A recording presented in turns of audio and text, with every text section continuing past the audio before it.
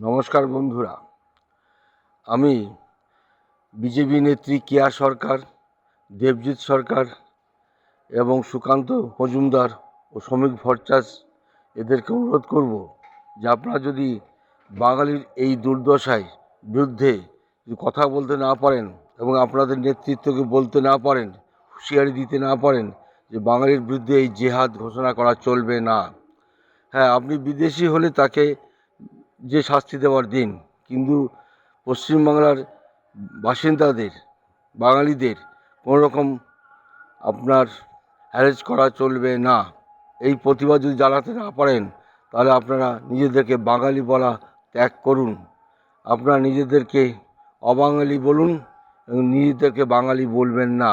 আর না হলে বাঙালি বললে বিজেপির বিরুদ্ধে কথা বলুন, আপনাদের নেতৃত্বের বিরুদ্ধে কথা বলুন। নমস্কার।